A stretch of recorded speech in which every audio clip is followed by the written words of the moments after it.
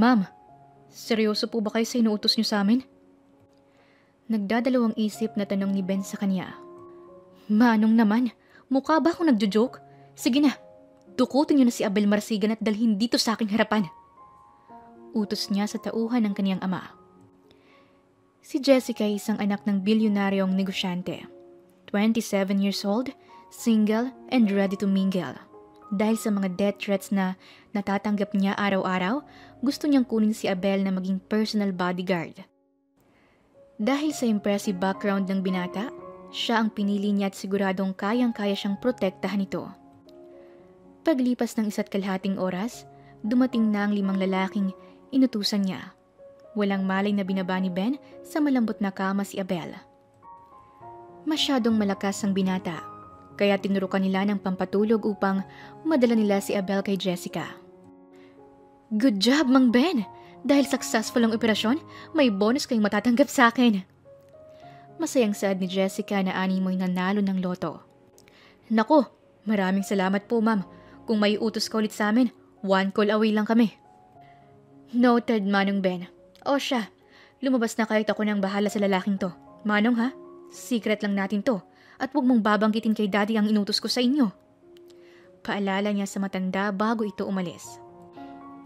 Nang sila na lang dalawa ang naiwan, napatili siya ng mahina ng mamukaan niya ang binata. Para siyang tanga na inuuntog ang kanyang ulo sa dingding nang napagtanto niyang si Abel ang naka one night stand niya last month. Akin ka, hindi na kita pakakawalan. Mahinang sambit ni Jessica habang hinahaplos niya ang gwapong mukha ni Abel. Mabilis siyang lumayo ng gumalaw ng bahagya ang binata. Aray! Mahinang daing ni Abel. Dahan-dahan siyang bumangon at nilibot ang kanyang paningin sa buong silid. Nasaan ako? Anong kailangan niyo sa akin? Mariin na tanong niya. Hi Abel, I'm Jessica, but you can call me baby if you want. Nakangiting biro niya.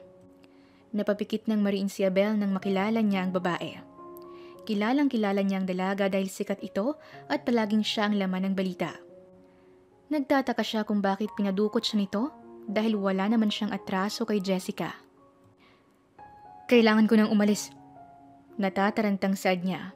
Tsaka lang niya naisip na nasa kalagitnaan pala siya ng misyon kanina nang biglang may dumukot sa kanya. Oops, walang aalis. Dito ka lang. Boss, sinasabi ni Jessica. Kailangan kita, Abel. Simula ngayon, ikaw ng personal bodyguard ko. Wala akong panahon sa mga kalokohan mo, ma'am. Please lang, pakawalan mo na ako dahil may importante pa akong gagawin. Nagtitimpi na sabi niya. Kanina pa nakatingin ang binata sa naka-expose na dibdib ni Jessica. Gusto niyang sunggaban ng masarap na putahe na nakahain sa kaniyang harapan. Subalit, pinigilan niya ang sarili. Ayaw niyang bastusin ang dalaga at baka ma-turn off ito sa kanya. Matagal na niyang crush si Jessica. High school pa lang siya noon nang magkagusto siya sa masungit na dalaga. Titriplihan ko ang dating sahod mo. Ayaw mo pa rin ba? Seryosong tanong ni Jessica. Natigil si Abel sa kanyang kinaroroonan nang marinig niya ang offer ng dalaga. Kailangan niya ngayon ng pera dahil labas-masok ang kanyang ina sa ospital. At may kapatid din siyang pinapaaral. Sige na nga, pero kailangan ko munang tapusin ang misyon ko. Kailan ba ako magsisimula?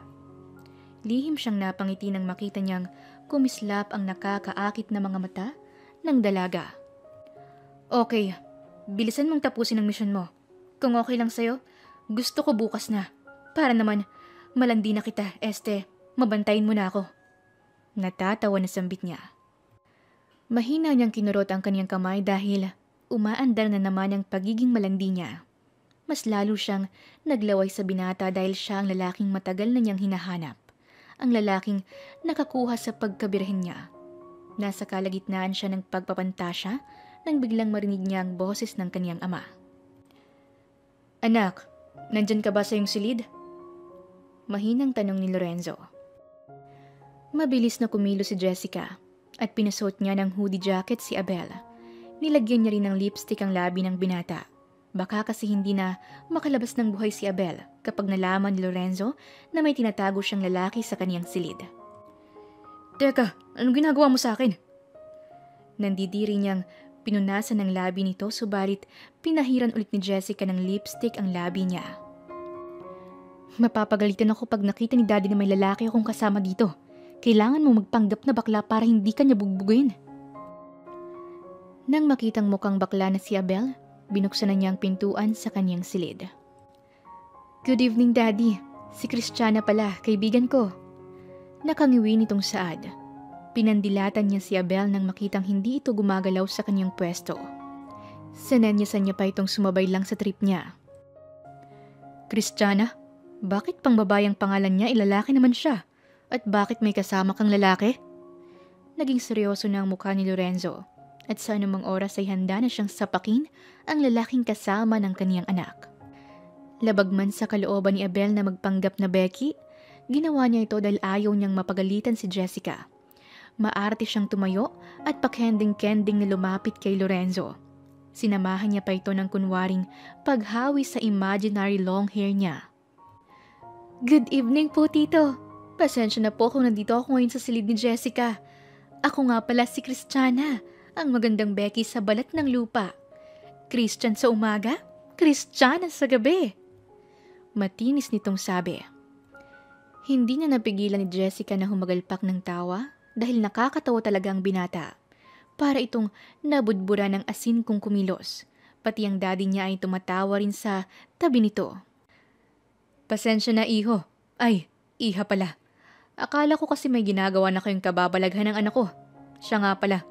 Ang brusko ng katawan mo pero pusong babae ka pala. Komento ni Lorenzo. Oh my God, Tito. Sexy ang katawan ko, hindi brusko. Tsaka anong kababalaghan? My gosh, nakakadiri. Lalaki pa rin po ang gusto ko, hindi babae. Maarte at tila nandidiri na pahayag ni Abel. Oh, my bad. Sige na. Hindi ko na kayo istorbohin. Napadaan lang talaga ako dito para tingnan ang kalagayan ng anak ko.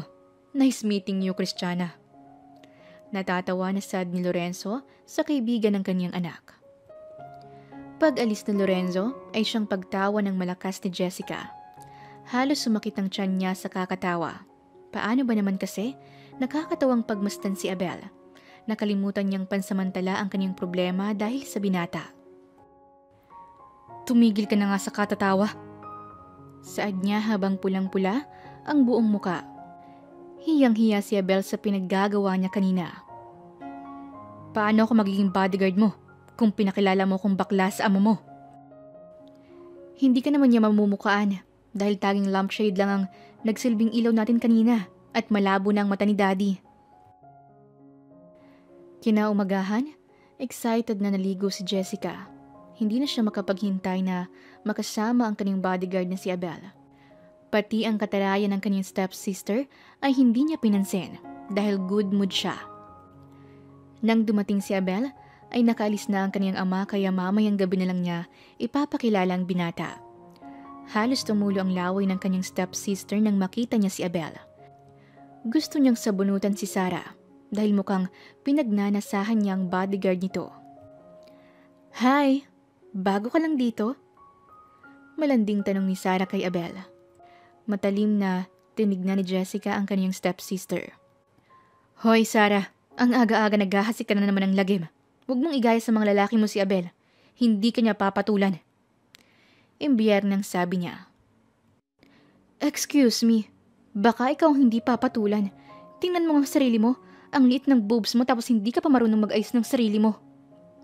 Pang-iinsulto ni Sarah sa kanya. Hoy babae, kahit naman flat ako ay titigasan pa rin si Abel at saka nag-aayos ako ng sarili ko, no? Hindi lang kagaya sa'yo na parang coloring book kung ituring mo ang mukha mo. Saad niya. Mahinang napatawa ang kanilang mga kasambahay dahil totoo naman ang sinabi niya.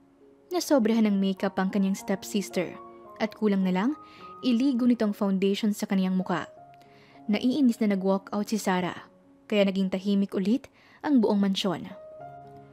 Sorry for that, pero masasanay ka rin dahil araw-araw mo matutunghayan ng bangay namin ni Sarah. Saad nito sa binata. Titigasan ha? Pang-aasar niya sa dalaga. Hoy, joke lang yon. Tsaka bakit ka late? Nakasimangot na tanong niya. Pasensya na. Dinalo ko pa kasi si mama sa ospital. Bis na bis ka. May lakad ka ba ngayon, ma'am? Oh my God, late na ako. Ano pang tinutunghangan mo dyan, Abel? Tara na! Halos paliparin ni Abel ang sasakyan ng kanyang amo dahil kanina pa ito nagrereklamo. Panay sabi kasi ng dalaga na ang kupad niyang kumilos at minus 10 points ito sa kanya. Hindi rin nakatakas sa kanyang pandinig na ang hat at yaman niyang tingnan sa outfit niya na siyang nagpapula sa kaniyang buong muka. Ma'am, nandito na po tayo. Tipid na sambit niya. Nang makalabas si Jessica sa kanyang sasakyan, ay biglang hinila siya ng isang lalaki. Napahiyaw siya ng malakas nang makarinig siya ng sunod-sunod na putok ng barel. Abel! Abel! Sigaw niya sa kanyang bodyguard. Nanlilisik na tinignan ni Abel ang mapangahas na lalaking humila kay Jessica. Dahil mabilis kumilos ang binata, hindi man lang namalayan ng lalaki na nasa likuran na niya si Abel. Akala ko, tuluyan na niya akong madadala sa loob ng van. Takot na sambit nito. Hindi ko hahayaan na makuha kanila, ma'am. Dadaan muna sila sa akin bago kanila makuha. Matigas na bulong ni Abel sa kanya. Ang sweet naman ng bodyguard ko. Dahil dyan, may free kiss ka na matatanggap sa akin. Pabirong sabi ng dalaga. Nasa na, ma'am? Kailangan ko ng lakas para patumbahin ang natitirang 3 lalaki. Mabilis niyang hinalikan si Abel sa pisngi at rumihistro ang takot sa kanyang muka nang makita niyang may nakaabang sa kanila na 3 pang lalaki. Mahigpit ang hawak niya sa braso ng kanyang bodyguard na tila ayaw niyang pakawalan ito. Sige, maglandian lang kayong dalawa dyan habang may oras pa kayo. Dahil mamaya, hindi mo na masisilay na buhay ang iyong bodyguard, mahal na prinsesa. Nakangisi na sabi ng lalaking sobrang dilaw ng ngipin. Kayang-kaya ko silang 3, ma'am. Huwag kang masyadong mag-alala sa akin. Diyan ka lang. Tuturuan ko lang ng leksyon ng mga lalaking to. At aalamin ko kung sinong boss nila. Usal ng binata. Manghang-mangha siyang nanood kung paano patumbahin ni Abel ang 3 lalaki. Habang abala ang binata sa pakikipagsuntukan sa mga lalaki, panay cheer siya sa kaniyang bodyguard. Napansin niyang napapangiti si Abel kaya sumigaw siya ng malakas. Focus, Abel! Para kang tanga dyan ang umingiti habang nakikipagsuntukan. Ganyan nga! Sige pa! Suntukin mo pang lalaking yan! Gigil pang sambit niya. Sa presinto ang bagsak ng mga lalaking nagtangkang dumukot sa kanya. Hindi rin nila nalaman kung sino ang boss ng mga ulupong dahil hindi raw nila ito kilala at tanging sa tawag lang sila nag-uusap. Doble ingat siya ngayon at mas lalong humigpit ang seguridad sa kaniyang pamilya. Pati ang kanyang stepsister ay may bodyguard na rin. Pagbalik ni Jessica at Abel sa kumpanya, ay agad na niyakap ni Lorenzo ang dalaga. Alalang-alala siya sa kaniyang anak. Nagsalubong ang kilay ng matandang lalaki nang makita niya ang lalaking nasa likuran ng kaniyang anak. Ngayon lang niya kasi itong nakita na kasama ni Jessica. Daddy, si Abel Marasigan nga pala, personal bodyguard ko. Pakilala niya sa binata. It's nice meeting you, Mr. Abel Marasigan. I hope you will do your best to protect my daughter. Seryosong sambit niya. Makakaasa po kay sir. Walang galos at hindi mapapahamak ang anak niyo kapag akong nagbantay sa kanya. Magkahulugan na sambit ng binata. Lahat gagawin niya para lang maging ligtas si Jessica kahit pabuhay niya ang kapalit. Kinikilig at tila nasa alapaap si Jessica pagkatapos niyang marinig ang sinabi ni Abel. Gusto niyang dambahin ng yakap ang kanyang bodyguard, subalit baka magalit ito dahil masyado siyang touchy. Ayaw niya namang masabihan na malandi o haliparot dahil lang sa mga kinikilos niya. Gusto niyang ibulsa si Abel dahil lahat ng babaeng empleyado sa kanilang kumpanya ay napapasulyap sa gawin ng binata. Naisip niyang mas maganda kung mag-face mask na lang siguro si Abel para wala ni isang babae ang magkagusto sa kanya. Abel, dito ka lang sa tabi ko. Tsaka ka lang lalabas pag lalabas na ako. Masungit na sambit niya nang makarating sila sa loob ng kaniyang opisina. Mabuti na lang at hindi na siya kinulit ng kaniyang ama. Ang hot niyo pala kapag nagsusungit kayo, ma'am. Nangingiting usal ng bodyguard niya. Hoy lalaki, huwag mo kong lalandiin ngayon dahil baka hindi ko magawa ng maayos ang trabaho ko. Later mo na lang ako landiin. Kristiyana. Umasim ang mukha ni Abel pagkatapos siyang tawagin na Kristiyana ni Jessica. Hindi pa rin siya nakaka-move on sa ginawa niya kagabi. Parang gusto niyang maglaho bigla na parang bula. Ma'am naman, Abel po ang pangalan ko, hindi Kristiyana. Ang galing mo talaga kagabi. Paniwalang paniwala si Daddy. Ikaw may tinatago ka palang ganung talent. Hindi niya alam kung bakit natutuwa siya sa tuwing inaasaran niya si Abel. Marami akong talent, ma'am. Gusto mo bang madiscover ang iba? Mapaglarong tanong ni Abel sa kanya. Natigil ang kanilang paghaharutan nang biglang bumukas ang pintuan sa kaniyang opisina. Gulat na napatingin ang kaniyang kaibigan sa lalaking nasa tabi niya. Sinanyasan niya si Rana na huwag maging madaldal at baka kung ano pang lumabas sa bunganga ng kaniyang kaibigan. OMG! Hoy Jessica, may kasama ka palang hot fafa. Hoy, kaya pala hindi kita makontak ng ilang araw dahil nag-i-enjoy ka pala sa kasama mo. Malisyosang sambit ng kaniyang kaibigan. Rana! Banta niya sa dalaga. Ang yummy, Jessica! Wow! Ang laki rin ng alaga niya. Siguro magaling to sa kama. Walang preno na sabi ni Rana. Hiyang-hiya si Jessica sa mga pinagsasabi ni Rana. Bago pa magsalita ulit ang kanyang kaibigan ay tumayo na siya at hinila si Rana palabas sa kanyang opisina. Gusto man niyang makasama ng matagal ang kanyang kaibigan subalit mas gusto niyang maglaho na lang ito sa kanyang harapan. Mabuti na lang at umalis din ito pagkatapos nilang mag-usap ng ilang minuto. Pasensya ka na sa kaibigan ko. Masyado kasing pasmado ang bunganga niya. Hinging paumanhin niya kay Abel nang makabalik siya sa loob ng opisina. Okay lang, ma'am. Nagsasabi naman ho siya ng totoo. Hoy, lalaki. Wala namang katotohanan ng mga pinagsasabi niya. Bakit? Magaling ka ba talaga? Nang aasar na tanong niya. Subukan natin para malaman mo. Malanding sagot ni Abel. Che, dun ka nga muna sa sofa. Magtatrabaho lang ako dito. Ang dami mong satsat kaya nawawalan ako ng focus sa ginagawa ko. Seryosong nagtrabaho si Jessica buong maghapon. 7:00 na ng gabi nang sila'y umuwi ni Abel. Stay in ang binata sa kanilang mansyon at sa linggo naman ay rest day nito. Habang nagpapahinga ang dalaga, isa-isang binasa ni Abel ang mga death threats na natanggap ng kaniyang amo sa araw na ito. Napansin niyang isa lang ang taong nagpapadala kay Jessica. Dahil ayaw niyang matakot ng husto ang dalaga, hindi niya binanggit na may nagpadala na naman ng death threat sa kanya.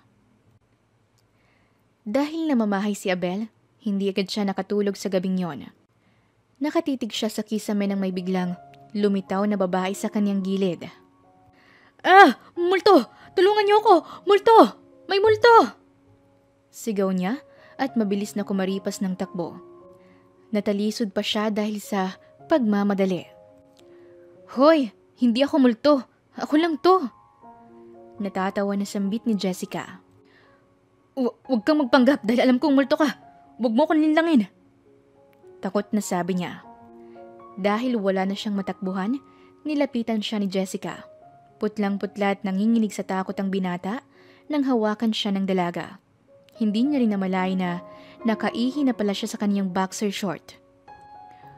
Oh my God, Abel! Hoy! Gumising ka! Natatawa na sabi ni Jessica nang mawalan ito ng malay. Nanlaki ang kanyang dalawang mata nang makitang basa ang boxer short ni Abel. Tumutulo pa sa sahig ang ihi nito. Hindi na napigilan ni Jessica na pagtawanan ang binata at kinuhanan niya rin ito ng video. Pati ang nabulabog na mga kasambahay nila ay natawa rin sila dahil hindi nila akalain na matatakutin pala ang binata. Abel! Gising na! Tinapik at niyugyug niya ito ng malakas kaya nagising na ang binata. Anak ng tinapa, ba't basa ang short ko? Nagtataka na tanong nito. Love trip kang lalaki ka? Wala ka pala eh. Multo lang pala magpapatumba sa'yo. Sino bang hindi matatakot? Ibigla-bigla kang lumilitaw sa harapan ko. Tapos nakasuot ka pa ng maluwag na puting bestida. Ano ba yung nasa mukha mo? Nang dahil dyan, mukha ka talagang white lady. Ito ba? Facial mask to. Gusto mo rin bang lagyan ko rin ang mukha mo? Napasabunot na lang si Abel sa kanyang buhok dahil sobrang nakakahiya ang nangyari sa kanya kanina. Mahina niyang pinangaralan ng kanyang sarili. Kung bakit ba kasi takot siya sa multo at hindi sa tao. Hindi takot makipagyera pero kapag nakakita ng multo, naiihian ito ang kaniyang saluwal. Kung minamalas nga naman. Bakla! Pang-aasar ni Jessica sa kaniyang bodyguard. 2 linggo na ang lumipas subalit hindi pa rin niya nakalimutan kung paano naihian ni Abel ang saluwal nito. Sa tuwing nai-stress siya sa trabaho, iniisip niya lang ang pangyayaring yon at parang magic na bigla-bigla na lang gumagaan ang pakiramdam niya at hindi pa rin siya tumitigil na asarin ito at tinatawag na bakla. Nagulat siya nang siilin siya ng halik ni Abel at kinagat pa nito ang kaniyang labi. Oh, ba't tumahimik ka? Sino ngayon ang bakla? Nakangisi na tanong ng binata. Gosh! Magnanakaw ng halik! Hysterical niyang sabi. Pero okay lang, dahil yummy ka naman. Isang landi mo pa sa akin, sa kama ng bagsak nating dalawa. Hoy, dalagang Pilipina ako, Abel. Pinisil ng binata ang kaniyang pisngi at pinupog ito ng halik sa buong mukha niya. Tama talaga na kinuha niya si Abel na maging bodyguard niya dahil may extra service itong ibinibigay. Binabantayan siya plus nilalandi pa. Sinong hindi masisiyahan kung sagana siya sa halik? Bakit mo pala ako pinatawag, ma'am? Masyado ka namang formal, Abel. Nahalikan mo na nga ako tapos ma'am pa rin ang tawag mo sa akin. Kung tayo lang pwede mo akong tawaging baby. Ma'am, please lang. Lalaki po ako. Nasa silid mo ako ngayon, Jessica. Baka hindi ako makapagpigil at itali kita dyan. Kanina pa kasi naaakit si Abel sa 90s na suot ng dalaga. Ang wild mo naman masyado. Anyway, magpapatulong sana akong buhatin to. Tinuro niyang sofa sa gilid ng kaniyang silid dahil nais niyang ibahin ang pwesto nito. Pagkatapos nilang maayos ang sofa, ay nagpahinga sila saglit. Hindi pa umalis ang kanyang bodyguard sa kanyang silid kaya bigla siyang nakaisip ng kalokohan. Dahan-dahan niyang itinaas ang suot niyang 90s kaya sunod-sunod na napalunok si Abel. Mission? Success. Mahinang sambit niya. Abel, ang sakit ng paa ko. Pwede bang hilutin mo ko saglit? Diyos mio santissima. Tukso, layuan mo ko. Napadasal nang wala sa oras ang binata. Abel, hilutin mo na. Malambing niyang saad. Malakas na napabuntong hininga si Abel dahil napigtas na ang kaniyang pasensya. Bahala na, sambit nito sa kaniyang sarili. Kung kanina nasa palang niya ang kamay ni Abel, ngayon naman ay kung saan sana ito naglalakbay. Excited at puno ng pananabik si Jessica sa kung anong mangyayari sa kanilang dalawa ng kaniyang bodyguard. Finally, mararamdaman niya ulit ang commander ni Abel sa kaniyang kuweba. Ang malanding dalagay natupok na sa apoy. Hindi man lang niya namalaya na nasa ibabaw na niya si Abel. Halos mabaliw na silang dalawa sa sarap at malapit na nilang maabot ang langit nang may marinig silang sunod-sunod na katok galing sa labas. Parang walang balak si Abel na tumigil kaya naman malakas niyang pinalo ang binata. Abel! Si Daddy nasa labas! Yari tayong dalawa kapag naabutan niya tayo sa gantong ayos. Anak ng tinapa, hindi ko pwedeng itigil to, Jessica. Malapit na ako. Saad niya. Dahil sa takot, puwersahan niyang tinulak si Abel. Ang kaninang sarap na kanyang nadarama ay napalitan ng pagkabalisa. Nagmamadali siyang kumuha ng dress at pinasuot ito sa kanyang bodyguard. Tinago rin niya ang mga damit nilang nagkalat sa sahig. Pinasuot niya rin ng wig ang binata. Nang makitang ayos na silang dalawa, ay binuksan na niya ang pintuan. Daddy, ang wrong timing mo naman? Reklamo niya nang pumasok ang kaniyang ama. Bakit pawis na pawis kayong dalawa? Naka-full ang aircon. Nagtataka na tanong ni Lorenzo. Tinignan niya rin mula ulo hanggang paa ang kaniyang anak. Ah, si Christiana kasi Daddy. Gusto niyang magpakamatay kaya pinigilan ko siya. Ang bigat niya kaya nahihirapan akong hilahin siya papasok dito. Gusto niya kasing tumalon sa terrace. Lumambot naman ang mukha ni Lorenzo. Paniwalang paniwala sa palusot ng kaniyang anak. Dahil dim ang lights at wala siyang suot na eyeglass, hindi niya namukaan si Abel. "Oh, anong nangyari sa'yo, Christiana?" Napakurap silang dalawa ng kaniyang ama nang biglang naglupasay sa sahig si Abel at umiiyak ng malakas. Nalaglag ang kaniyang panga dahil ang galing ng bodyguard niyang umarte. "Tito, hiniwalay na ko ng boyfriend ko. Hindi ko kayang mabuhay nang wala siya. Ang sakit-sakit. Binigay ko naman ang lahat pero hindi pa rin ako sapat. Ano ba ang kulang sa akin?" Humihikbi nitong tanong at parang batang nagpapagulong-gulong sa sahig habang tumutulo ang sipon. Parang mauutot si Jessica sa pagpipigil na huwag tawanan ang kanyang bodyguard. Kung naging artista lang si Abel, best actor siguro ito taon-taon. Grabe, wala siyang masabi sa acting ng binata. "Tito, mahal na mahal ko talaga siya. I can't live without him." Sunod-sunod niyang pinalo ang sahig at bigla-bigla na lang siyang iiyak ng malakas, kaya naaawa tuloy si Lorenzo sa kanya. "Anak, mukhang wrong timing nga talaga ako. Sige na, alis na ako. Bukas na lang tayo mag-usap. Mukhang kailangan ka talaga ng kaibigan mo." Pagsara ng pintuan ay sinubsob ni Jessica ang kanyang mukha sa unan at saka siya tumawa ng malakas.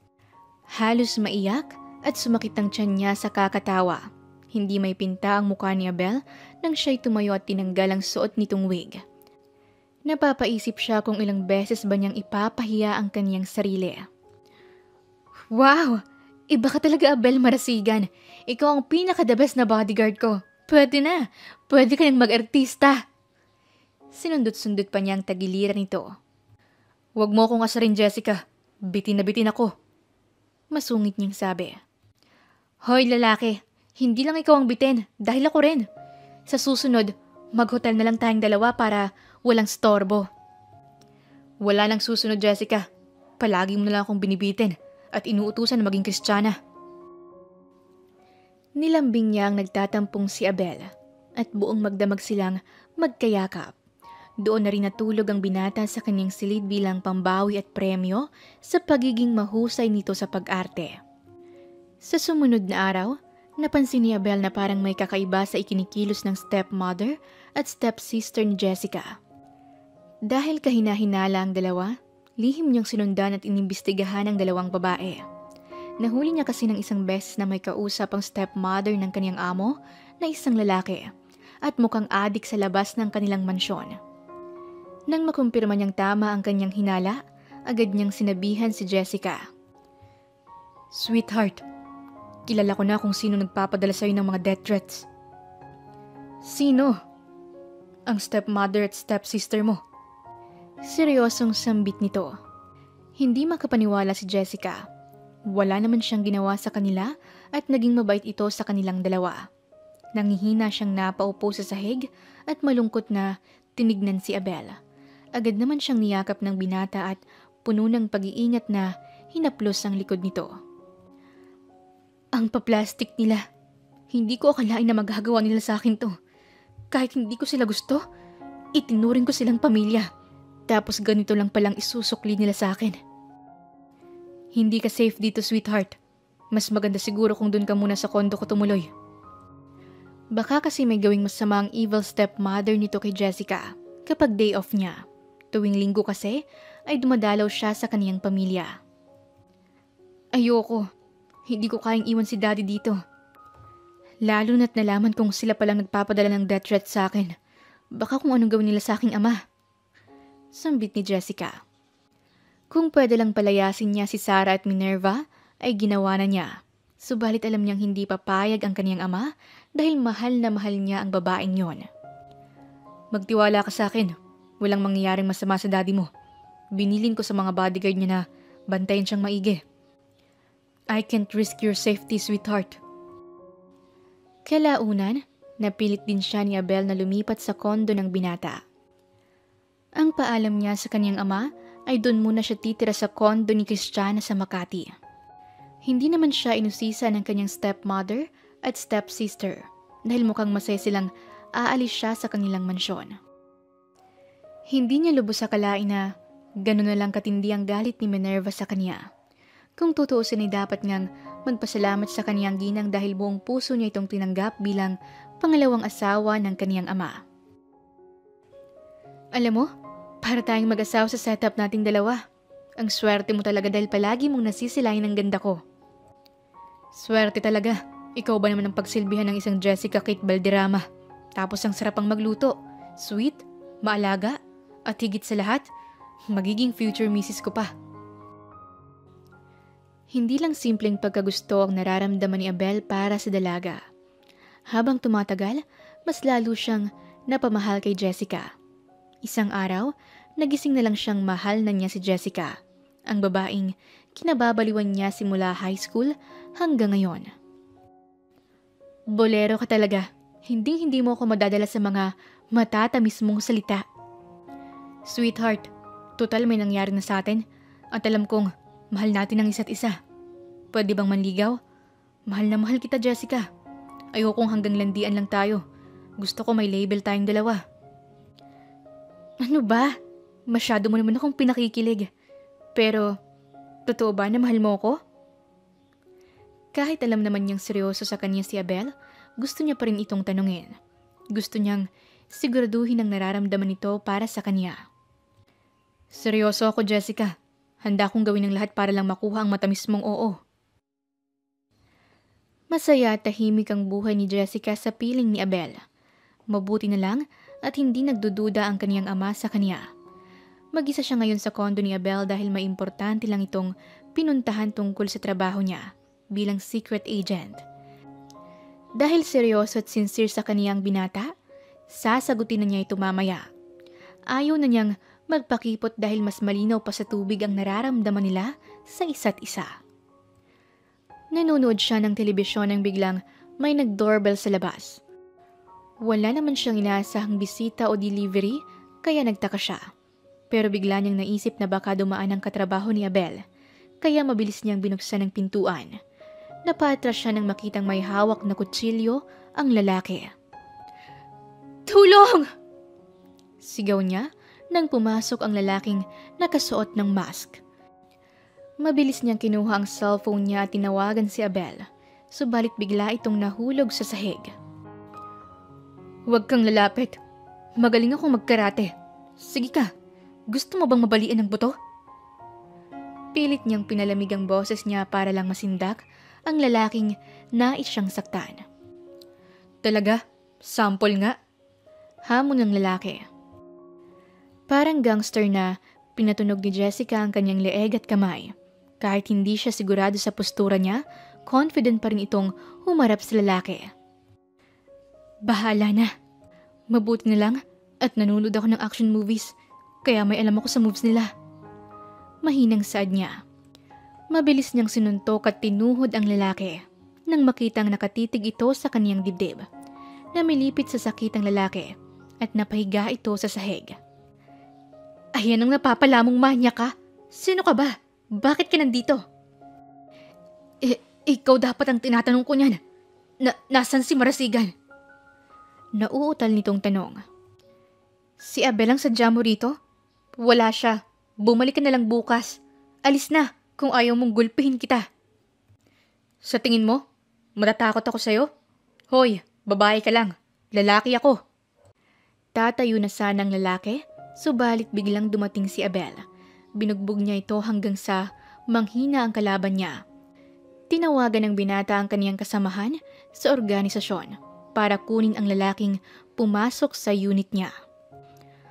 Okay ka lang? Sinaktan ka ba niya? Nag-aalala na tanong niya at sinipat ang buong katawan ni Jessica. Okay lang ako. Hindi naman niya ako nasaktan kasi nauna ko siyang napatumba. Mukhang kailangan ko na ulit manood ng action movies para naman mahasa ang moves ko. Sambit ng dalaga. Mahigpit siyang niyakap ni Abel at hinalik-halikan ng buhok nito. Mukhang nag-alala ng sobra ang binata sa kanya. Abel, may sasabihin pala ako sa'yo. Huwag kang magbibigla ha? Ano yun, sweetheart? Inakay niya ang dalaga at pinaupo sa kaniyang kandungan. Yes na, Abel. Sinasagot na kita. Girlfriend mo na ako. Masayang pahayag niya. Halos magtatalo naman si Abel dahil sa sobrang saya. Dahil ngayon ay opisyal na ang kanilang relasyon. Isang buwan na siyang hindi umuwi sa mansyon at hindi alam ng kanyang ama na may boyfriend na siya. Sikreto lang ang relasyon nila ni Abel dahil ayaw niyang paghiwalayin silang dalawa ni Lorenzo kapag nalaman nitong boyfriend niya ang kanyang bodyguard. Hindi naman nagreklamo ang kanyang kasintahan kung secret lover siya nito. Basta ang importante, mahal nila ang isa't isa. Pinakilala rin siya ni Abel sa kanyang ina at kapatid kaya tuwang-tuwa siya. Magaan ang loob ni Jessica sa pamilya ng kanyang kasintahan. Close na rin niya ang kapatid at mama ni Abel. Sabi pa nga ng ginang ay botong-boto siya sa kanya. Sweetheart, ang daya mo. Nakasimangot na reklamo ni Abel. Bakit hindi mo sinabi sa akin na ako palang naka one night stand mo nun?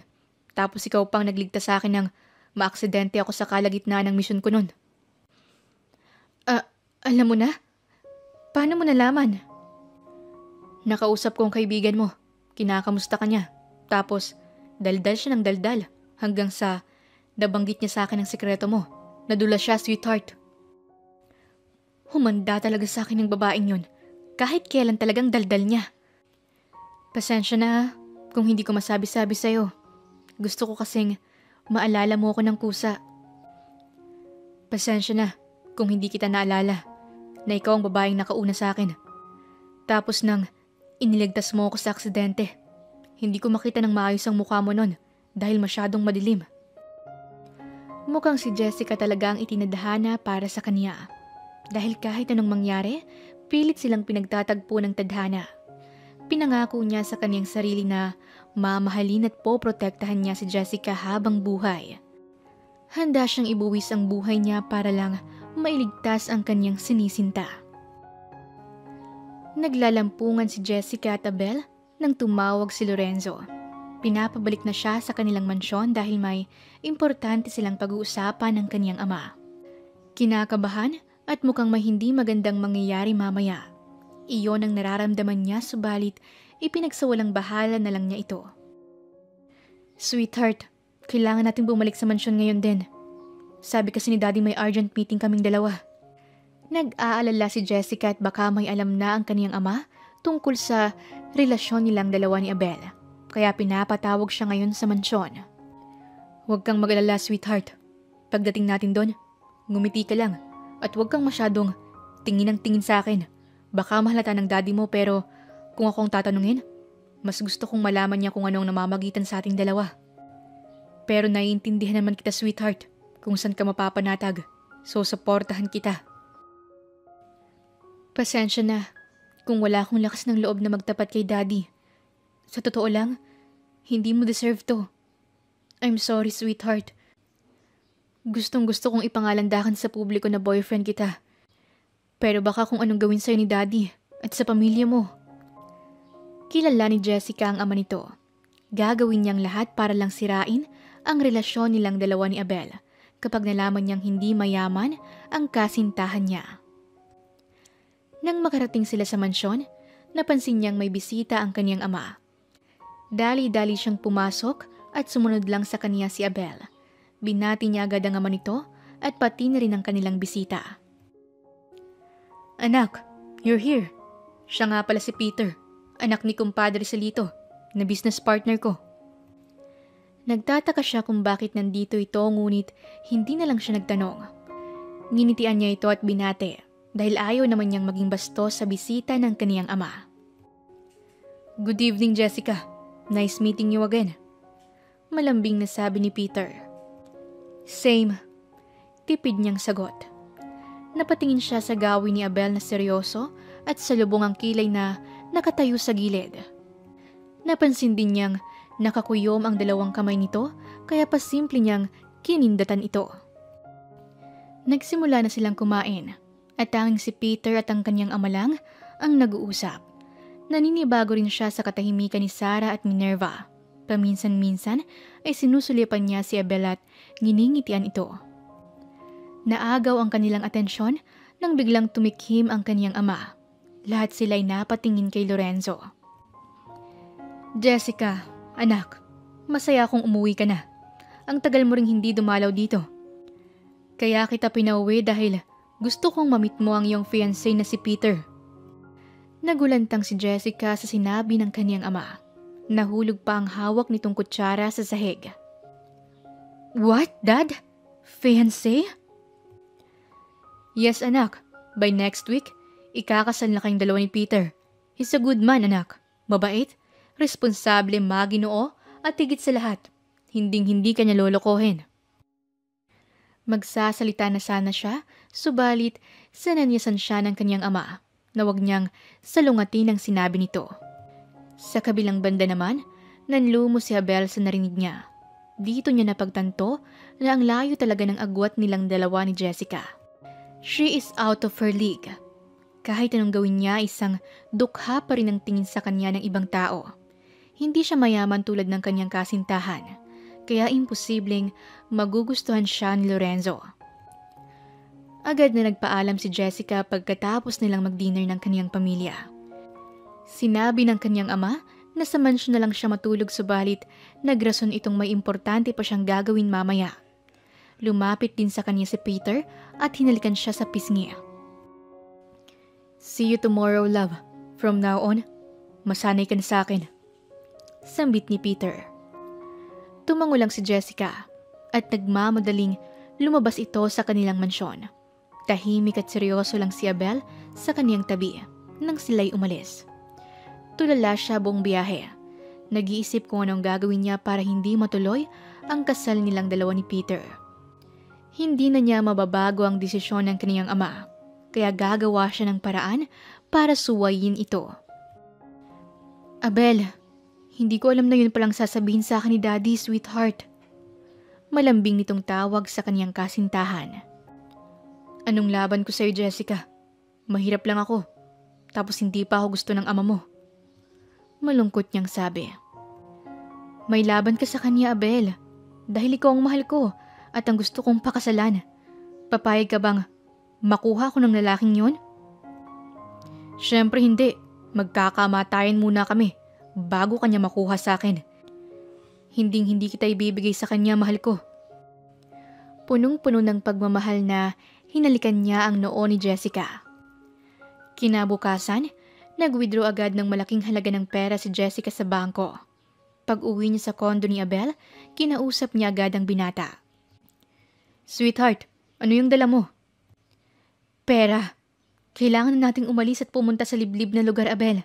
Magtanan na tayong dalawa, sweetheart. Nagulat ng husto ang binata sa padalos-dalos na desisyon ni Jessica. Sigurado ka ba na gusto mong umalis? Paano ang daddy mo? Mag-aalala yun kapag nalaman niyang nawawala ka. Nakapagdesisyon na siya at walang makakapigil sa kanya. Mas gugustuhin niyang magtana na lang sila ni Abel kaysa matali sa lalaking hindi niya mahal. Seryoso ako, Abel. Magtana na tayong dalawa. Kung gusto mo, isama pa natin ang mama at kapatid mo sa lugar na pagtataguan natin. Desperada na siyang umalis at magpakalayo-layo. Bahala na kung magalit sa kanya ang kaniyang ama.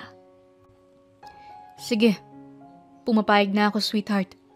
Alam mo naman na palagi kitang suportado sa lahat ng gusto mo. Pwede bang umalis muna ako? Kakausapin ko lang si mama at ang kapatid ko. Habang naghihintay ka sa pagbalik ko, ayusin mo na ang mga damit natin. Dadaan din ako saglit sa bangko para i-withdraw ang mga ipon ko. Lahat ng importanteng dokumento ay inilagay ni Jessica sa loob ng maleta.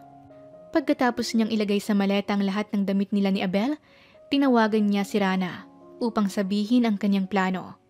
Nag-transfer din siya ng 5 milyon sa account ng kanyang kaibigan, just in case maubusan sila ng pera. Kay Rana siya kukuha para hindi siya matrace kung saan sila nagtana ni Abel. Bukas na bukas, aalis na sila. Baka kasi makatunog ang kanyang ama sa binabalak niya. Oh, nakabalik ka na? Anong sabi ng mama mo? Sasama sila sa atin, sweetheart. Doon na lang mag-aaral ang kapatid ko. Sa lugar na pupuntahan natin. Saan pala tayo pupunta? Sa Bukidnon, sweetheart. Doon tayo magtatago. At tsakong hindi tayo mahanap. May nahanap ng bahay si Jessica sa Valencia na pwedeng rentahan. Mabuti na lang at madali lang kausap ang may-ari kaya hindi na ito ibibigay sa iba. Naglalambing na niyakap siya ni Abel, kaya napangiti siya. Mahal na mahal niya talaga ang kanyang kasintahan.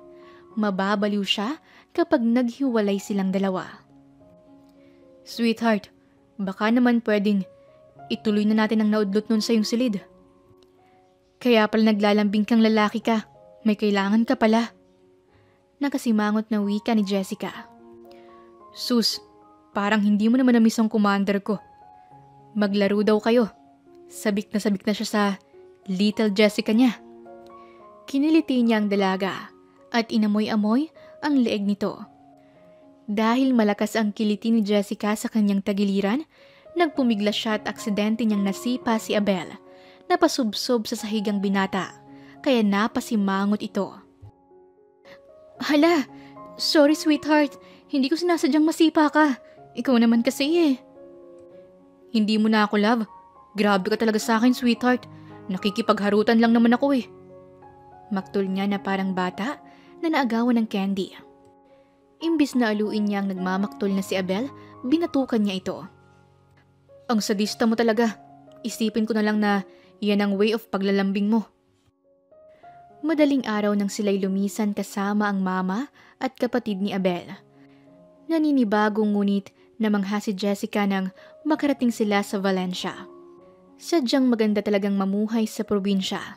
Simpleng bahay lang ang inupahan nila. Hindi naman siya maarte kaya kahit walang aircon ay nakakatulog pa rin siya ng mahimbing sa gabi. Sa mga araw na nagdaan, napagtanto niyang masaya palang mamuhay ng simple. Hindi man kalakihan ng bahay, kontento na silang dalawa ni Abel. Parang ayaw na niyang bumalik sa buhay niya noon. Mas gusto niyang bagong buhay nila ngayon. Magandang umaga, sweetheart. Ganda natin ah. Bola sa kanya ni Abel nang siya'y lumabas sa kanilang bahay. Magandang umaga rin sa'yo, sweetheart. Ang aga-aga nakahubad ka. Magdamit ka nga. Pinagtitinginan ka ng mga kapitbahay. Singhal nito. Selosa talaga. Huwag kang maglala, sweetheart. Ikaw lang naman ang babae ko. Hindi na ako lilingon pa sa iba. Nag-flying kiss pa ito sabay kindat sa kanyang live-in partner. Ewan ko sa yung lalaki ka. Halika na nga dito. Kain na tayo. Ikaw na lang ang kulang sa hapagkainan. Ibinaba ni Abel ang hawak niyang palakol dahil nagsisibak ito ng kahoy kanina. Nangingiting sumunod siya kay Jessica. Itlog, ham, at tuyo ang ulam nila ngayon. Maya-maya ay mamamasada siya. Iyon ang trabaho niya dito sa probinsya. Samantalang ang kanyang ina, kapatid at si Jessica ay nasa bahay lamang ito tuwing namamasada siya. Akala ko ay hindi ka nag-uulam ng tuyo, iha. Sambit ni Flor, ang ina ni Abel. Mukha lang po akong maarte pero hindi po ako mapili sa pagkain, ma. Maraming salamat nga po pala at sumama kayo sa amin ni Abel. Masaya po akong nandito kayong dalawa ni Isa. Kami dapat ang magpasalamat sa iyo, anak. Ang bait mo talaga. Ang galing talagang pumili ng anak ko. Ako pa ba, mama? Siyempre, magaling akong kumilates. I love you, sweetheart. Kumakain si Jessica nang halikan niya ito sa noo. I love you too, sweetheart. O siya, kumain na tayo. Mamayang gabi mo na ako harutin. Makahulugan niyang sabi. Paminsan-minsan, nakikibalita siya kay Rana kung kumusta na ang kaniyang ama. Mabuti naman daw ang kalagayan ng kanyang ama at mukhang hindi pa niya alam na naglaya siya. Habang nasa bahay lang siya ay nagpapaturo siya kay Isa kung paano magluto ng ulam. Nung una, puro palpak, pero ngayon ay may improvement na. Her life is complete. Iyon ang pakiramdam ni Jessica. Hindi na siya malungkot tulad noon. Peaceful at masaya ang kanyang buhay dito sa probinsya kumpara sa buhay niya noong siya'y nasa kanilang mansyon. Wala na siyang death threats na natatanggap. Hindi na niya nakikita ang evil stepmother niya at higit sa lahat, walang gumugulo sa kanya ni reporters. Hello, my sweet family. Good evening. Nandito na si Abel, ang driver niyong sweet lover. Nasaan ang aking magandang sweetheart? Tanong niya sa kapatid nito. Nasa banyo ako, sweetheart, naglalaba. Mabilis na pumasok si Abel sa banyo para tulungan si Jessica. Sweetheart naman, di ba sinabi ko na ako nang maglalaban ng damit natin? Ano ka ba? Kaya ko na to. Tsaka pagod ka araw-araw kaya ako nang maglalaban ng mga damit natin. Napasinghap siya ng agawin ni Abel ang damit na nilalabhan niya. Ako na, sweetheart. Baka masugatan pa ang kamay mo. Tumayo ka na dyan at ako na dito. Hindi siya nakinig at inago ulit niya ang damit kay Abel hanggang sa mapunit ito. Dahil sa inis, binato niya ng tabo si Abel at tinulak ito hanggang sa makalabas siya. Sige, subukan mong pumasok at hindi na kita paiiskurin kahit kailan. Sige na, dun ka na muna sa sala at magpahinga. Malapit na akong matapos. Tulungan mo lang ako magsampay mamaya. Pagkatapos niyang maglaba, ay kumain na sila. Kwentuhan, tawanan, at kamustahan ang nangyari habang sila'y nasa hapagkainan. Bagay na hindi niya naranasan nang siya'y nasa kanilang mansyon pa. Magaan ang pakiramdam at hindi stressful ang buhay niya ngayon, kasama ang pamilya ni Abel. Pakiramdam niya ay bumata siya ng 5 taon dahil puro positive people ang nakapalibot sa kanya. At araw-araw pa siyang tumatawa. Napag-isip-isip niyang, aanhin mo naman ng maraming pera kung hindi ka naman masaya. Ang lalim naman ang iniisip natin, sweetheart. Biglang punas sa kanya ni Abel. Masaya lang ako, sweetheart. Tama talagang naging desisyon kong iwan ang marangyakong buhay. Maraming salamat, Abel. Dahil sobra-sobra mo akong pinasaya. Siyempre, gagawin ko talagang lahat para maging masaya ka at hindi ka magsisi na nagtanan tayong dalawa. Ayaw niyang iparamdam kay Jessica na mali ang pinili niyang desisyon. Pero kapag nakita niyang hindi na masaya sa piling niya ang kanyang minamahal, handa siyang palayain ito. Kahit pa, mahal na mahal niya si Jessica. Ganoon naman talagang pag-ibig. Hindi pinipilit at sinasakal. Abel, alam kong maaga pa pero gusto mo bang magpakasal na tayong dalawa? Makapangyarihan ng aking ama. Baka bukas o sa makalawa ay mahanap na niya tayo. Para naman kahit mahanap niya tayo, wala na siyang magagawa kapag nalaman niyang kasal na ako sa'yo. Pero kung gusto mo lang naman. Nahihiyang sambit niya. Nagkukumahog na pumunta si Abel sa kanilang silid at kinuha ang singsing na tinago niya.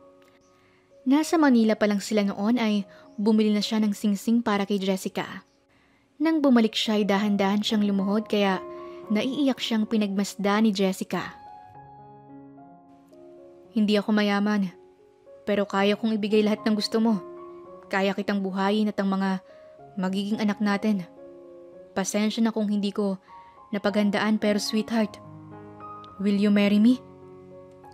Nanginginig ang tuhod niya dahil sa kaba na baka magbago ang isip ni Jessica dahil hindi masyadong romantic ang proposal niya.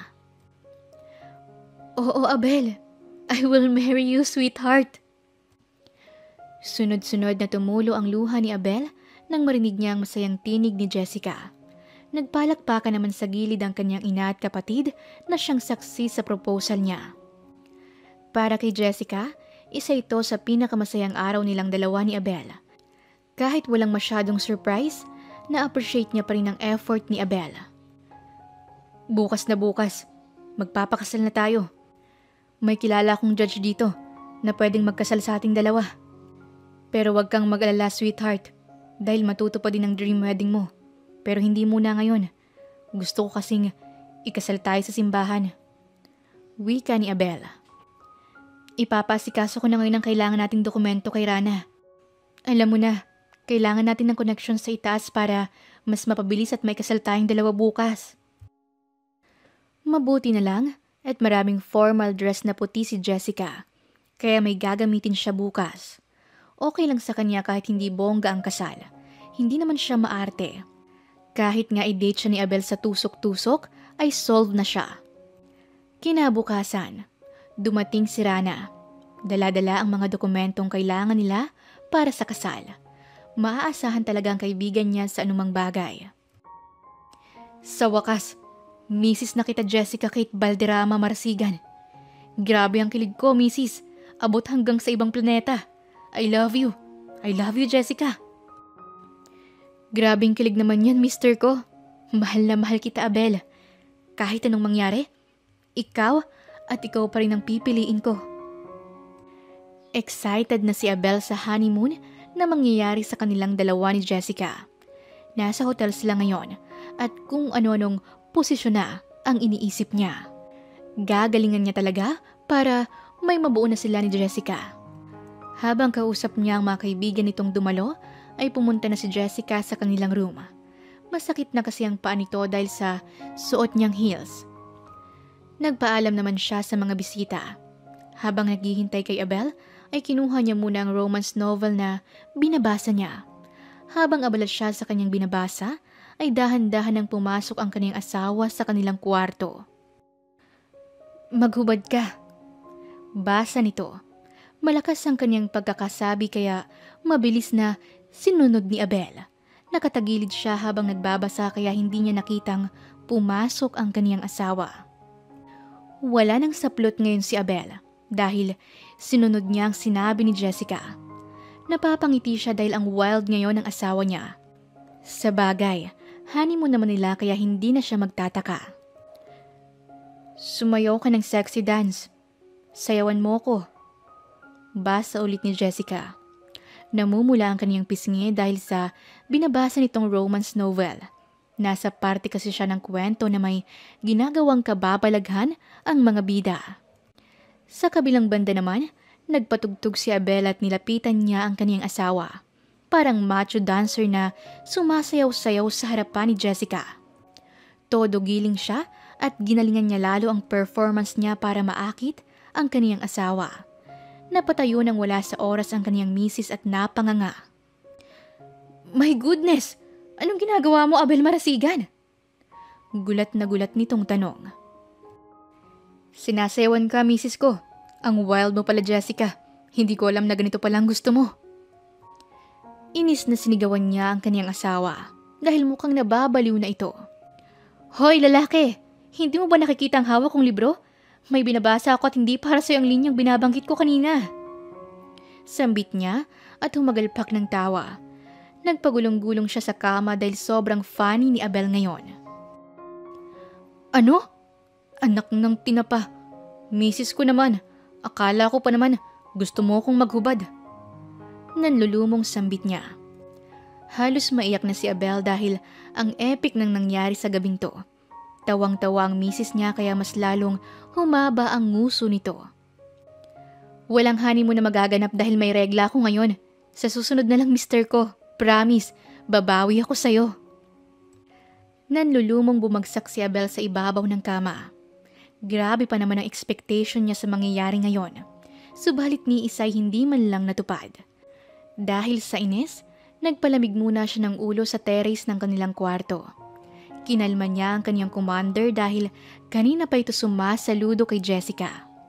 Kawawang Abel, hindi man lang siya naka-score sa kaniyang misis. Ay!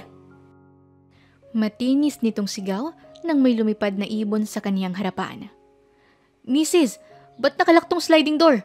Mahal, pagbuksan mo ko ng pintuan, may wakwak! Kinalampag niya ang salamin ngunit hindi siya narinig ni Jessica. Dahil nasa loob ito ng bathroom. Dahil sa narinig niya sa mga kasamahan nito na maraming wakwak dito sa Bukidnon, natakot siya bigla. Bumalik na naman ang ibon, kaya natigilan siya at hindi niya namalayang tumutulo na pala ang kanyang ihi sa salwal. Misis ko, papasukin mo na ako. Ayoko na dito sa labas. Natatakot ako dahil may wakwak.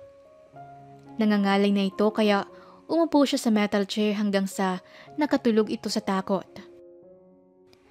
Nang makita ni Jessica ang ayos ng kanyang asawa, ay agad niya itong pinuntahan.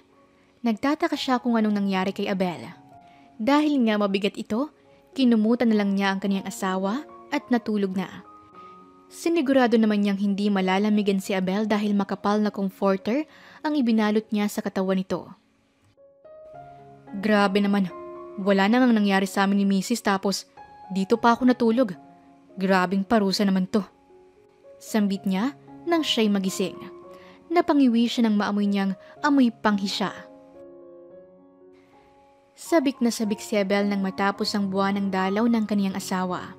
Talagang gabi-gabi niyang tinatrabaho ang kanyang misis. balak na kasi nilang magkaroon ng anak. Mas lalong iingay ang kanilang tahanan kapag nagkaroon sila ng supling. 2 buwan nang lumipas. Nalaman ni Jessica na buntis siya. Tuwang-tuwa si Abel at halos ipagsigawan niya sa mga kapitbahay nila na buntis ang kaniyang misis.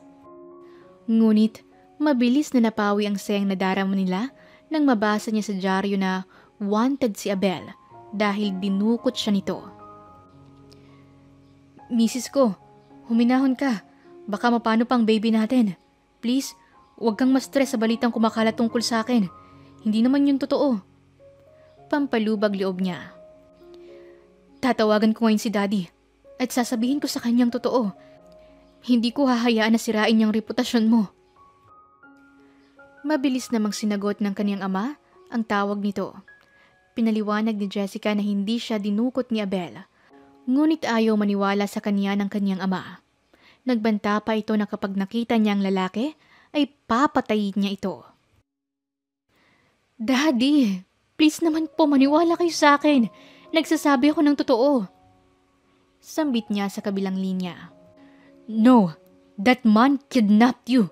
Huwag mo siyang pagtakpan." Aangal pa sana si Jessica ngunit naputol na ang linya. Hindi siya makapaniwala na pinatayan siya ng kaniyang ama. Para malinis ang pangalan ni Abel, bumalik siya sa kanilang mansyon kasama ang asawa nito. Pagpasok niya ay agad na umiyak si Minerva. "Oh, ang anak ko! Jessica, okay ka lang? May masakit ba sa'yo? Sinaktan ka ba niya?" Sunod-sunod na tanong nito. Napairap na lang siya dahil sa kaplastikan nito. Umiiyak nga siya pero wala namang luha na lumalabas. Ang pangit niyang umarte. "I'm okay, tita. Alive and kicking. Thanks for the concern though." Ngisi niyang sabi na siyang ikinagulat ng ginang. "Oh, welcome back, sister. Masaya ako't nakabalik ka na." Nakangiti namang sambit ni Sarah. Natalisod pa ito ng balakin nitong lumapit sa kanya, kaya mahina siyang natawa. Karma nga naman. "Una sa lahat, nais kong humingi ng tawad dahil sa biglaan kong pag-alis ng walang paalam, Daddy. Hindi ako dinukot ni Abel, kaya nakikiusap akong bawiin mo ang sinabi mo sa media." "No, hindi ko babawiin ang sinabi ko. Mabuti naman at umuwi ka na. Sasabihin ko kay Peter na nandito ka na, at bukas na bukas, ikakasal na kayo." Malungkot na napangiti si Jessica. Parang hindi na niya kilala ang kaniyang ama. Nagbago na ito. Mukhang kinain na siya ng pagiging gahaman nito sa pera. Hindi naman siya tanga para hindi magets na kaya siya i-arrange marriage para mas lumawak at lumago ang kanilang negosyo. "I'm sorry, Daddy. Hindi po ako magpapakasal kay Peter dahil kasal na ako kay Abel. Mahal ko po siya at buntis ako, kaya walang kasalang magaganap sa pagitan naming dalawa ni Peter." "Ano? Yang lalaking niya ng pinakasalan mo?" "Hindi. Hindi maaari. Nagsisinungaling ka lang." "Hindi ako nagsisinungaling, Daddy. Mahal ko po si Abel at masaya ako sa kanya. Kaya ako umalis dahil ayokong maikasal kay Peter. Mahal na mahal kita, Daddy. Pero pasensya na. Hindi ko kayang sumunod sa inuutos mo." "Simula ngayon, hindi na kita anak. Wala na akong Jessica na kilala. Umalis ka na. Ayaw na kitang makita pang muli." Hindi matanggap ng kaniyang ama na mahirap na lalaki lamang ang pinakasalan niya. Kaya itinakwil siya at hindi binigyan ng mana. Kahit nasaktan siya sa desisyon ng kaniyang ama, tinanggap niya pa rin ito ng buong puso. Nalinis na rin ang pangalan ni Abel at klinaro niya sa publiko na hindi siya dinukot. Hindi na muling bumalik si Jessica ng Manila at masaya siya sa buhay probinsya. Huling tapak niya doon ay nang bumalik silang dalawa ni Abel sa kanilang mansyon. Nakabili ng lupa at nakapagpatayo ng 2 palapag na bahay si Abel sa gitna ng kagubatan dahil sa ipon niya noon. Doon na sila tumira ng kaniyang pamilya at hindi na sila nangungupahan.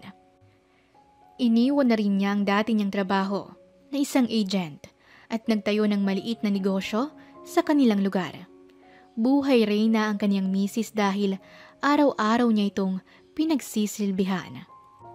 Misis ko, may gusto ka bang kainin? Mangga ba o ako? Nangingiti niyang tanong. Malaki na ang tiyan ni Jessica at kabuwanan na niya ngayon, kaya todo alalay siya sa kaniyang asawa. Bakit ka nasali, Abel? Pagkain ka ba? Hindi ka naman masarap? Masungit nitong sabi. Umalis ka na nga sa harapan ko. Ang pangit mo. Sus, love mo talaga ako dahil akong pinaglilihan mo. Wait lang, misis ko. Pasok lang ako sa ating silid at may sorpresa akong inihanda para sa'yo. Natulala si Jessica dahil pagbalik ni Abel ay nakasuot na ito ng dress at wig. Nag-lipstick pa ito at nag-blush on kaya napangiti na lang siya sa trip ng kaniyang asawa. Sasayaw ka ba, mister ko? Oo, misis ko. Sasayawan kita. Mapaglaro nitong sabi. Sige, sa labas tayo. Halika. Hinila niya si Abel at pinapwesto sa gitna. Nahihiya si Abel dahil pinagtitingin na siya ng kanilang mga kapitbahay. Kahit ang bahay nila ay nasa gitna ng kagubatan, marami pa rin silang kapitbahay. Sayaw na, mister ko. Pakitaan mo nga kami ng malupit mong moves. Dali na. Nang marinig niya ang sasayawin niyang kanta, nagsimula na siyang sumayaw. Para siyang nasunog na Barbie dahil pulang-pulang pisngi niya dahil sa blush on. Kahit nahihiya ay todo kembot siya. Anak ng tokwa. Iba talaga tong si kumparing Abel. Under. Kahit anong sabihin ni Mrs. gagawin niya. Ang lupit. Kantsaw sa kanya ng kapitbahay nitong lalaki. Naghiyawan ang mga nanunood sa kanya nang sumayaw siya ng budots. May panganga effect pa siyang nalalaman kaya tinawanan siya ni Jessica. Sa totoo lang, para siyang baliw na sumasayaw sa gitna. Habang tumutuwad siya, ay biglang tumahol ang malaking aso at hinabol siya. Hoy, Delpin! Nakawala ang aso niyo! Sigaw niya habang tumatakbo. Nagsitawanan ng lahat ng mahulog ang suot nitong maluwag na bestida. Dahilan upang lumitaw ang suot nitong pink na panty ni Jessica. Hoy! Huwag niyo akong tignan! Brief to, hindi panty! Sambit niya nang kinakantsawan siya ng mga kumpare. Diyos mio, Abel! Itinatakwil na kita! Nakakahiya ka, hindi na kita asawa! Ang sabi ko sumayaw ka lang, hindi maghubad! Tapos panty ko pang suot mo! Singhal sa kanya ni Jessica. Habang tumatakbo siya sa bakuran, nakasalubong niya si Joselita, ang baklang malandi sa kanilang baryo. Ay! Pink na pink! Hindi ko alam na may kalahi pala ako dito sa ating baryo. Akala ko ako lang ang magandang Becky dito. Sambit ni Joselita. Kinurot pa siya nito at mahinang sinapak. Hoy, Joselita, hindi ako bakla. Nagpe-perform lang ako ng sayaw. At itong pink na panty, costume ko to.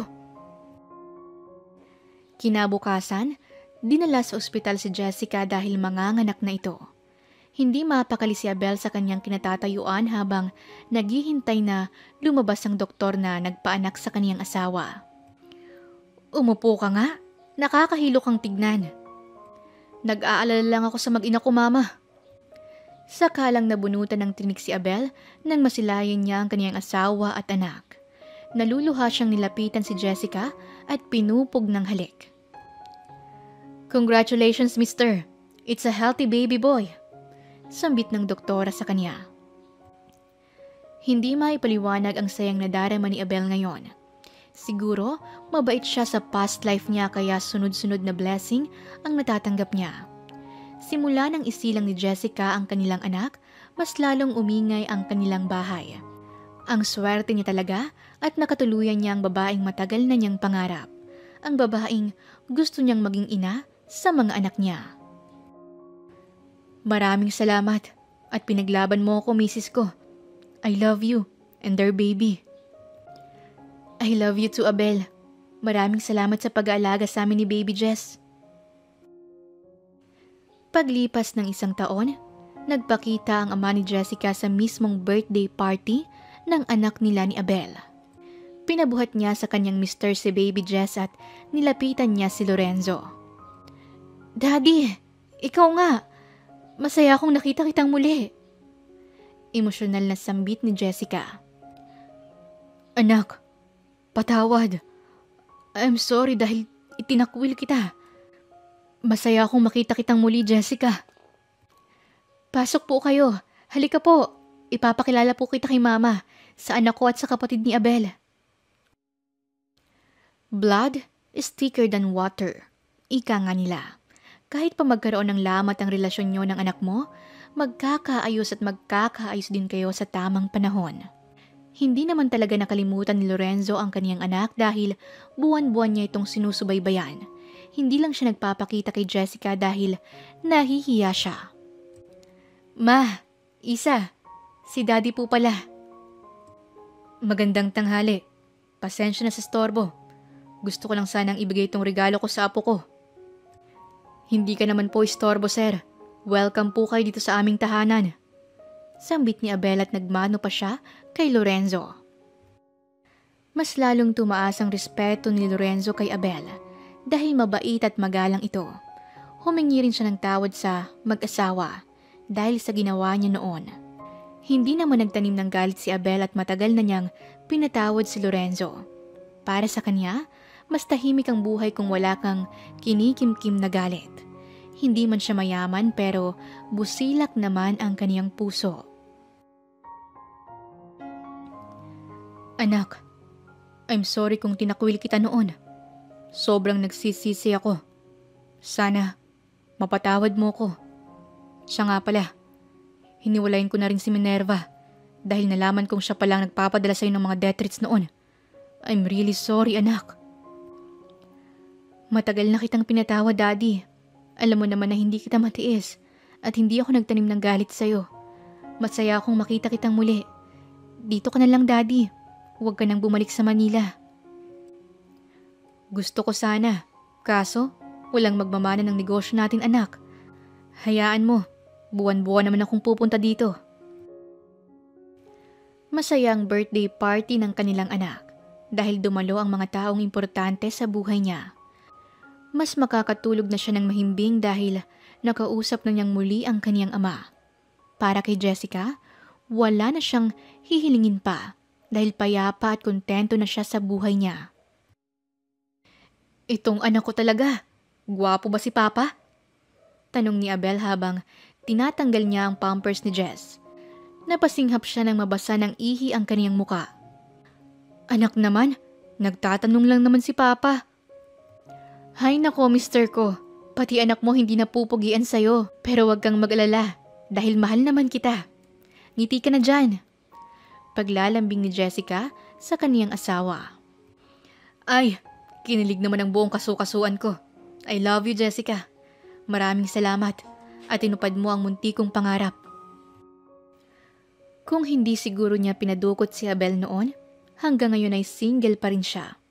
Mabuti na lang at hindi siya natakot na suwayin ang kaniyang ama noon.